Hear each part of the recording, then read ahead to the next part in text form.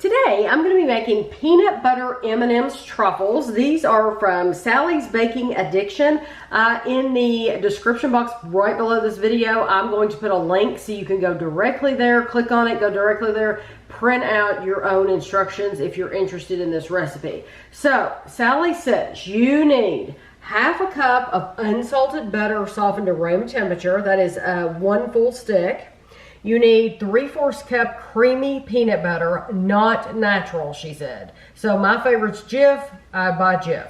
Half a teaspoon of vanilla, 1/8 of a teaspoon salt, which it's not much. In that white bowl. And it's in that white bowl, you can't see it. Yeah, it's in there. Half a cup of M&M's baking bits. You buy these, you can buy them in either the baking out in these bags, or you can get them in the where you get the ice cream toppings. They also sell them in a different bag there.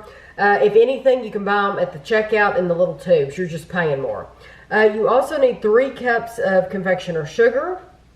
And you need 16 ounces of semi-sweet chocolate. And we're going to chop this up, coarsely chopped. So that is 4 bars. Now, they did have Ghirardelli as well. We just bought the Walmart brand, the Great Value brand. So you need to get 2 baking sheets, and you're going to line them with parchment paper or silicone baking mats. I like the parchment paper, and I'm using one of the Reynolds baking sheets. So the first thing you want to do is you want to beat the butter on medium until it is creamy. So that takes about 2 minutes. And now you want to add your vanilla, your salt, and your peanut butter. And you're going to mix it again.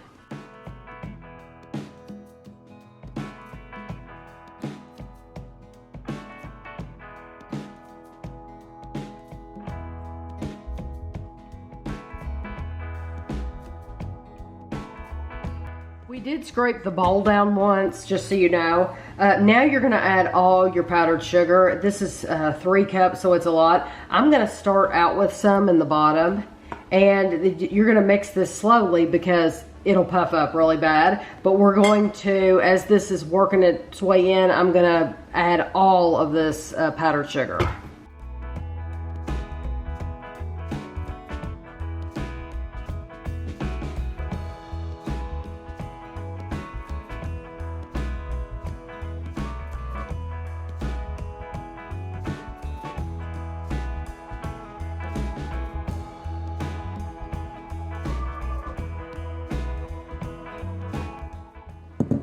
Okay, so this is that mixture, and it's very crumbly, and so you want to take your half cup of M&M's, and Sally said that you can use a something to stir, a spatula to stir this together, or you can use your hands. She said she prefers to use her hands. So it is chunky, so I'm going to use my hands too.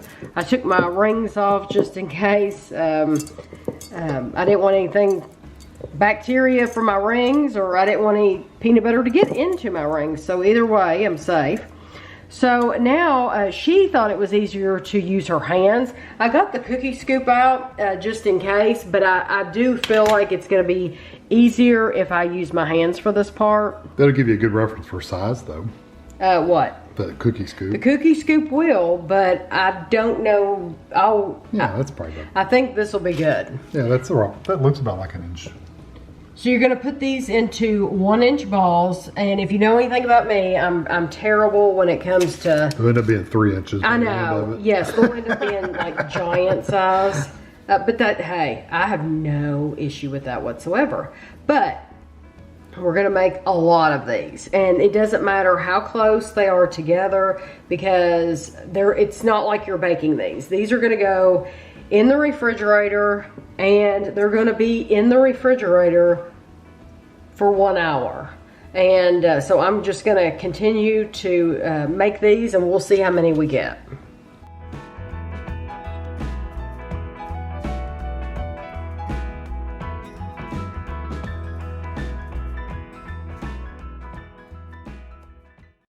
I got 29 balls, which is pretty good because Sally says you're supposed to get from 32 to 35. So I got 29, pretty good. I only needed one pan to put them in the refrigerator, but now we're gonna still use the other pan because we're gonna be dipping them in chocolate after an hour, and we're gonna need the other pan for the chocolate because you're gonna need more space. But anyway, I'm gonna put these in the fridge for an hour and we'll be back.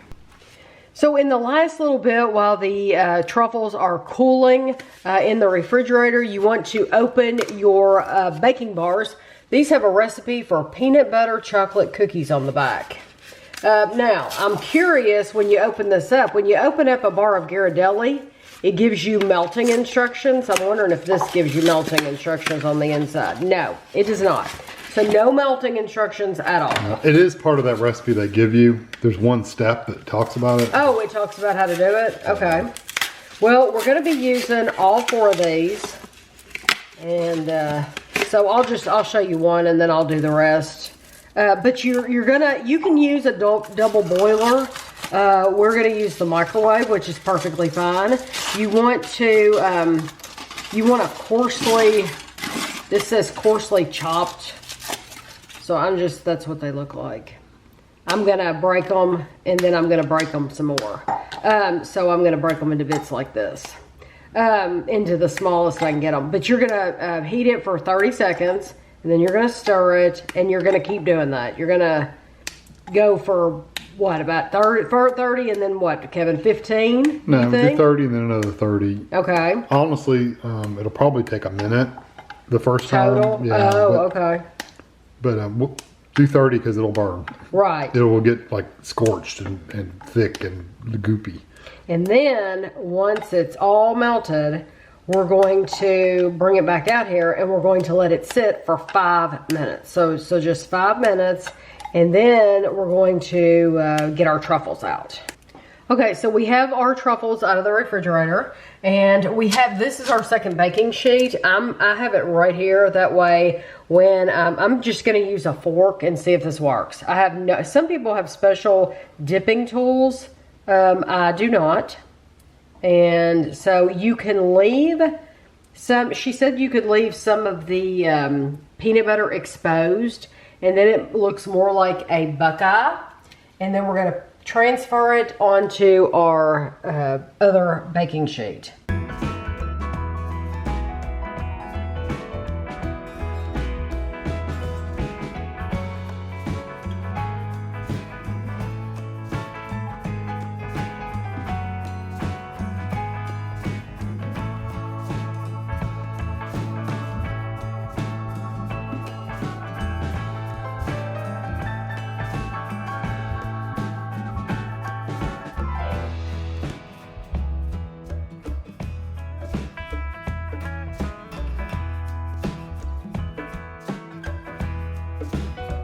So I have a lot of chocolate left. In my opinion, in Kevin's opinion, you only need, I would use 2 chocolate bars. I think you could do 3. 3 chocolate bars. I definitely do not think you need 4. You could get 3 just to be safe because you don't want to run out for sure.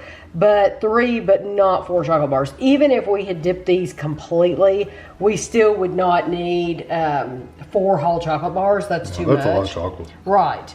But now we're going to put these in the refrigerator, and that you just have to leave them in there long enough for the chocolate. It'll go from looking Really shiny to dull. Yeah, see, these are dry. Some of them are dry. They'll look dull like that, but they'll all look like that. So I had these in the refrigerator for probably 15 minutes, and they looked dull, but I picked them up and they were still like a little tacky. So what I did was I put them in the freezer for 5 minutes because I don't want them to be completely frozen. And so I want them to be nice though, to where they're not tacky at all when you pick them up. So I'm just gonna put some on this little tray. I have this little tray, and I don't know that I've even ever used this little tray, but I'm gonna put them on the tray because why be fancy for just when people come over? Why not? Why can't Kevin and I just be fancy alone? So I'm going to take some pictures of these, and then we're going to give them a try. Okay, you can make ahead and you can freeze these. So just to freeze them, you want to layer the truffles between sheets of parchment or wax paper in an airtight container in the refrigerator for up to 1 week, or you can freeze them for up to 2 months. So that's good to know. So like these, I could put them in the freezer right now. You want to thaw overnight in the refrigerator. She said Sally, she does not like using baking chips for melting. So that's why you saw we had the bars, and she has said this in several of her recipes that she would prefer, that she feels like the bars melt much better than the chips. Did you notice a difference? They're smoother. They're definitely smoother. Because Kevin's used both. Yeah, the chips seem to be thicker. Okay. Like they've got something in them that thickens them up a little bit more. Right. But I don't know how the end texture looks about the same, but it's thicker. So if it's a recipe, harder to dip them. Yeah, so if it's a recipe where you're going to melt it, then I would go ahead and buy the bars. Yeah, if you're going to dip it chips. especially, yeah, get the bars. Okay, pick one I'm out. just going to grab this one. Okay. Looks like a little creature with one eye. Yeah, Kevin kept wanting to see faces in them. The velvet, very melty chocolate though. The chocolate really melts quickly. It does. In I the see it on bowl. your finger. Mm-hmm. I'm sure it's on yours too. I'm sure. You know what though? That's semi-sweet chocolate, but I guess because of the peanut butter really sweetens it up. So it doesn't come across as dark, like a semi-sweet, like when you put it in chocolate chip cookies, you really taste that darker chocolate flavor. It's not a milk chocolate. But in this, I think the peanut butter really helps it out. That would be wonderful with white. It would make it super, super sweet. Yeah, that's what I like. Because right now they're sweet, but they're not like overly sweet.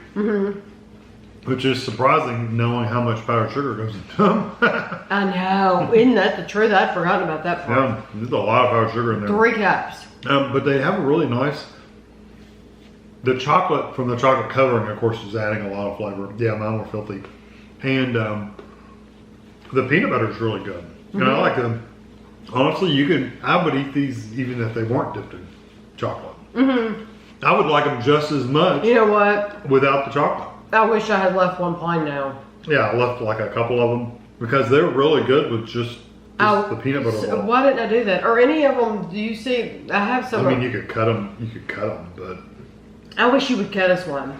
I'll be right back. And, because I would like to see what it would be like without the chocolate at all. Because truly, Kevin's right. I don't think you need the chocolate. I don't think the chocolate's good. Don't get me wrong. Who's going to turn down chocolate? But I'm just thinking that peanut butter is so delicious and so sweet. And I like the crunch of the M&M's. So you also get that chocolate flavor from the M&M's and a crunchy little bit from the M&M's. It's a lot of cuts. Oh, wow. Well, you can bite it now. Oh, I was going to say. Just bite it now. Because the texture is really nice. It's good just by itself. You know what though? It does crumble just a little bit. So but the flavor is good. The flavor is wonderful. By dipping it in the chocolate, I think it keeps it together more. But trying it just by itself without the chocolate, it tastes like a peanut butter roll. You know what it tastes like to me? What? Reese's Pieces. Oh yeah, I can see that because of that peanut butter. And it's got a little bit of chocolate from the M&M. To me, because you're using all that powdered sugar and all that peanut butter, it reminds me of a peanut butter roll. I can see that too. But in a little bite size. I would totally eat those without any chocolate at all. I would too. But if you want to go over the top sweet, do them with white chocolate. Yeah, if you're really sweet. Yeah. So, like I said, I'm going to have that link for you below. They're easy to make. I hope you all try them out. And thanks for watching.